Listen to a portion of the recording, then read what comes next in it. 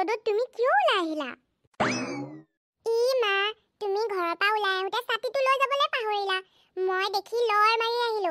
ইমান ৰ'দত যদি তুমি বজাৰলৈ যোৱা আৰু ছাতিটো হাতত নাথাকে, তুমি দেখোন দেৰি যাবা মা। ঈশ্বৰ, বাপধন তুমি মানুহ মাৰিবা দেই একেবাৰে। মই দেৰি নাযাওঁ নহয়। আৰু ৰ'দহে দিছে, অকণমান ৰ'দ ল'ব লাগে জানা। অকণমান ৰ'দ ল'লে গাৰ কাৰণে ভাল। এই গাৰ বিষবোৰ হয় নহয়, এই ভিটামিন ডিটো কমৰ কাৰণে হয়। এই ডাক্তৰে আজিকালি সেইকাৰণে ভিটামিন ডি ল'বলৈ কয়, ৰ'দ ল'লে ভাল। মা, ভিটামিন ডি ল'বলৈ যাওঁতে বোলে তুমি পুৰা আলুটো নিচিনা হ'লা, তেতিয়াহ'লে চেচেই আৰু। আয়ু, মাৰজনী কলা পৰে বুলি বৰ চিন্তা ন? মা, কলা বগা বুলি নহয় নহয়, এই ৰ'দত গ'লে তোমাৰ গাটো বেয়া লাগিব যে, সেইকাৰণে ছাতিটো লৰ মাৰি লৈ আহিলো। এতিয়া ছাতিটো লৈ যোৱা। ঠিক আছে বাপন, তুমি এতিয়া সোনকালে গৈ পেলাই ভালকৈ পঢ়া দেই। কাইলৈ পৰীক্ষা আছে নহয়, ভাল নম্বৰ আনিব লাগিব। যোৱা। মা, তুমি চিন্তাই নকৰিবা, মই ভালকৈ পঢ়ি নম্বৰ আনিম। এইকেইটা বজাৰৰ পৰা আহোঁগৈ। বাপধনক চাব লাগিব নহয়, মালথোপা হৰলিক্স একাপ গুলি দিব লাগিব। বেচেৰাটোৱে ইমান কষ্ট কৰিছে, এইবাৰ ভাল নম্বৰ আহিব দেই তাৰ।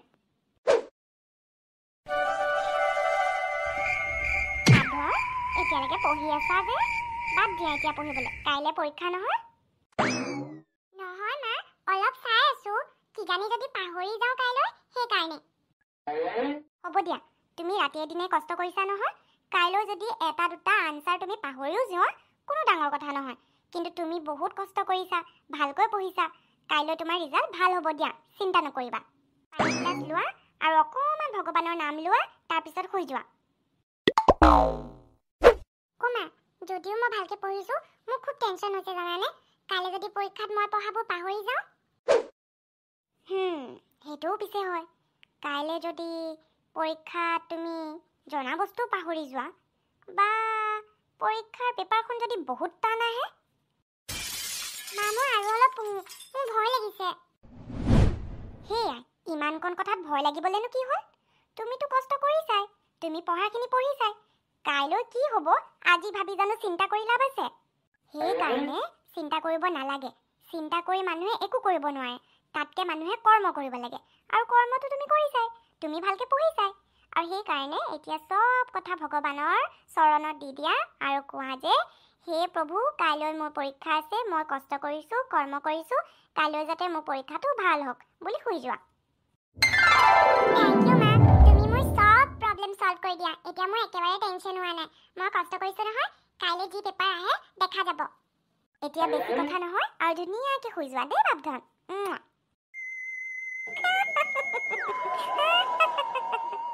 মাজনীয়ে ভূতৰ নিচিনাকৈ কেলে হাঁহিছে? কলিতানীৰ লগত যে এনেকুৱা হ'ল, মই এনেকুৱা ভাল পাইছোঁ নহয়, খুব ভাল পাইছোঁ। মানুহজনী এক নম্বৰ হিংসা কৰি আকৌ, মই যে মৰ্ণিং ৱাক যাওঁ নহয়, আমাৰ এখেতে আকৌ মোক চব কাপোৰ পিন্ধিবলৈ দিয়ে নহয়, এক নম্বৰ হিংসা কৰি একদম চকুটো তেৰাই তেৰাই চাই থাকে মানে মোক। ভালেই হ'ল তাইক যে কুকুৰে কামুৰিলে, বখলিয়ালে, ইমান ভাল পাইছোঁ নহয়, খুব ভাল হ'ল। ময়ো ভাল পাইছোঁ। আণ্টিজনীক কুকুৰে কামুৰি মাংস লৈ গ'ল, মজা। পাগল হয় আণ্টিজনী, পাগল। আৰু পিছে আজি 8টা বজাত যে চিৰিয়েলখনত, ইছৰাম হাম আপকে হে কণখনত যে কি ড্ৰাষ্টিক চেঞ্জ আহিছে নহয়। এই প্ৰথমজনীয়ে যে ঘৰখন কি বৰবাদ কৰিছে মই কৈছোঁ নহয়, ডাঙৰ বোৱাৰীজনীয়ে চেছ কৰি পেলালে কিন্তু। কিছুমান ক্ষেত্ৰত কিন্তু তাইক ভাল লাগে, কিছুমান ক্ষেত্ৰত কিন্তু বৰ জেহেৰিলা তাই কিন্তু দেই। ঘৰখন চেছ কৰি দিছে একেবাৰে পাই।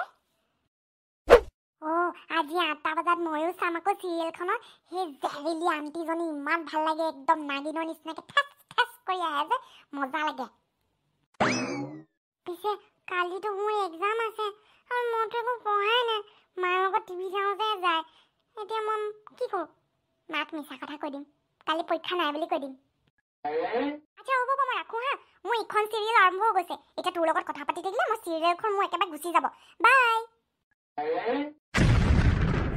ইমান ডাঙৰ এক্সিডেণ্ট! তাই জানিব লাগিছিলে নে বাৰু? তাইৰ গিৰিয়েকটো এক নম্বৰ মস্ত বদমাছ মানুহ, কুকুৰ হয়, কুকুৰী। তাৰ নিচিনা মস্ত ডাঙৰ কুকুৰ মই দেখা নাই। কুকুৰ হয় সি, নিজৰ মাইকীটোক মাৰি দিছে বম ব্লাষ্ট কৰি। হেল্ল', মনিকা ক। কি? পুনাখনৰ পৰীক্ষা আছে? ৰচোন, মই ফোনটো ৰাখিছোঁ, তাক সুধো ৰ। ঐ, কাইলৈতো পৰীক্ষা আছে নি?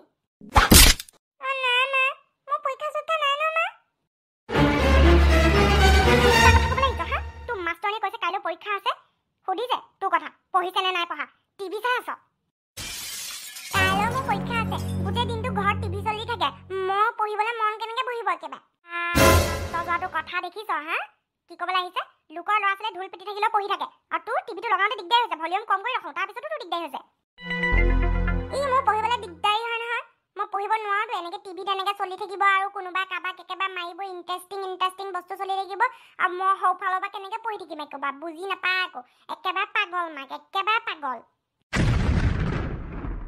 কি কলি তই মাকক পাগল ক'বলৈ আহিছ এইবোৰ শিকিছ হা এইবোৰ শিকিছ কিয় মাৰিছ অলপ আগতে তইতো টিভিটোত চাই পেলাই পাগল পাগল কৈ আছিলি মই তোৰ পৰাই শিকিছোঁ মা আজি মই তোক ঠিকছে বেটাম ৰ এতিয়া মাৰক পাগল বুলি ক'বলৈ আহিছ বল বল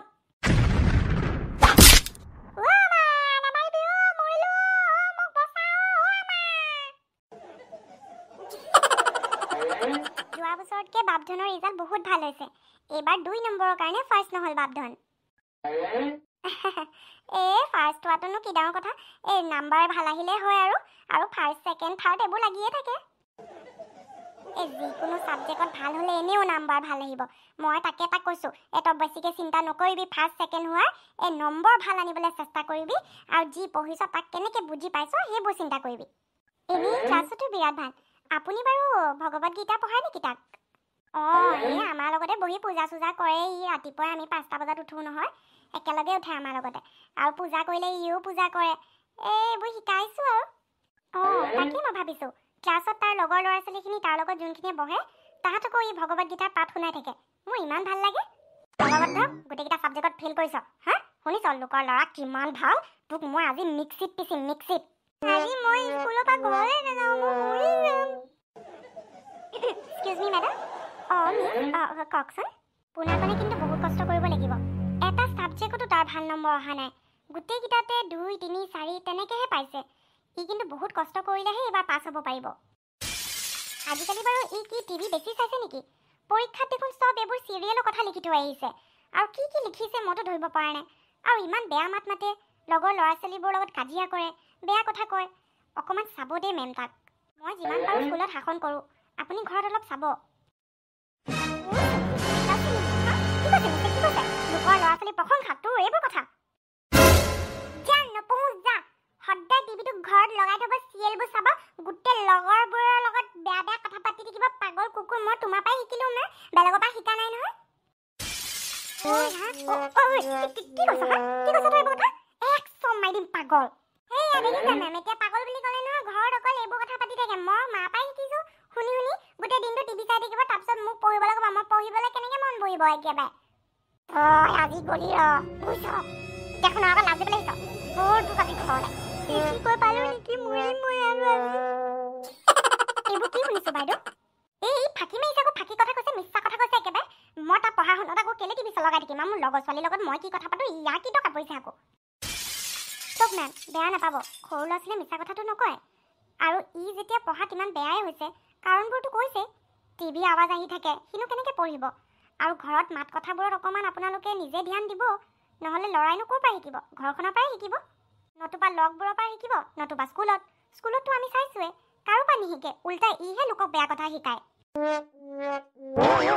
বাইদেউ আপুনি বেয়া নাপায় যদি কথা এটা কওঁ মাক বাপেকে অকণমান হ'লেও টিভি চিভিবোৰ বাদ দিব লাগিব নহয় গম পাইছেনে আৰু মাত কথাবোৰ ভাল কৰিব লাগিব ঘৰত আচল শিক্ষা ঘৰখনৰ পৰাহে পায় ল'ৰা ছোৱালীবোৰে তাৰপিছত স্কুল কলেজ আৰু লগবোৰ ঘৰখনত কিন্তু কি কেনেধৰণৰ কথা কেনেধৰণৰ চিৰিয়েল কি চাওঁ কি নাচাওঁ সেইবোৰ অকণমান মাক বাপেকেহে নিয়ন্ত্ৰণ লগাব লাগিব দেই হয় বাইদেউ হয়তো মোৰ পৰাই ভুল হ'ল মই মন কৰিছোঁ টিভিটো মই বেছি চাওঁ আৰু মোৰ লগৰ ল'ৰা ছোৱালীখিনিৰ লগত যিখিনি কথা পাতোঁ ইয়াৰ আগতে পাতোঁ সেইকাৰণে নষ্ট হৈছে মই নাজানি ইয়াক বৰবাদ কৰি পালোঁ সেই নহয় এতিয়া বাৰু কেনেকৈ ঠিক কৰিম বাৰু ঘৰৰ পৰিৱেশ ঠিক কৰক পূজা পাতল য়োগা আসন ল'ৰা ছোৱালীক ভাল বস্তু শিকক ল'ৰা ছোৱালী চাবচোন ভাল হৈ উঠিব চিন্তা কৰিব নালাগে আপোনাৰ পোনাকণক আমাৰ বাপকনৰ লগত মই পঢ়াম দিয়ক মোৰ ঘৰলৈ আবেলি পঠিয়াই দিব এতিয়া তোমাৰ ৰেছপন্সিবিলিটি হৈ গ'ল তুমি তোমাৰ ফ্ৰেণ্ডৰ নম্বৰ কেনেকৈ ভালকৈ আনিবা তাকো তুমি ক'বা তুমি কেনেকৈ পঢ়া কি কৰা গোটেই দিনটো ঠিক আছে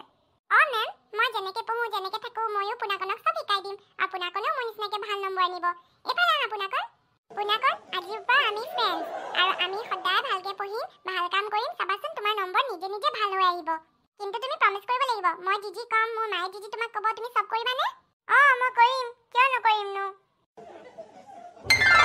নমস্কাৰ বন্ধুসকল কেনে আছে ভালে আছে নে সকলো হাঁহি ফুৰ্তিত আছে সকলো হাঁহি ফুৰ্তি থাকিব দেই সকলো হাঁহি ফুৰ্তি থাকিলে মানে মোৰ বৰ ভাল লাগে জানেনে আজি দেখিলে বাপ ধনৰ আৰু পুনাকনৰ গল্পটো কেনে লাগিলে জনাব দেই আৰু বাপ ধনৰ নিচিনা হ'বলৈ হ'লে ভালকৈ পঢ়িব লাগিব ভাল কাম কৰিব লাগিব ভাল কাম শুনিব লাগিব আৰু যোগা কৰিব লাগিব আৰু বাকি টেনচন ল'ব নালাগিব নিজৰ কৰ্ম যদি আমি ভালকৈ কৰোঁ তেনেহ'লে আমাৰ কিহৰ চিন্তা টেনচনেই নাই সবটো ভালেই হ'ব আচ্ছা ঠিক আছে গল্পটো চাই যদি ভাল লাগিলে তেনেহ'লে লাইক শ্বেয়াৰ আৰু কমেণ্ট কৰি জনাব আহোঁ দিয়ক আৰু আনি থাকিম ভাল ভাল গল্প চাবলৈ হ'লে বাবলি কাৰ্টুন চেনেলটো ছাবস্ক্ৰাইব কৰি ল'ব বাই।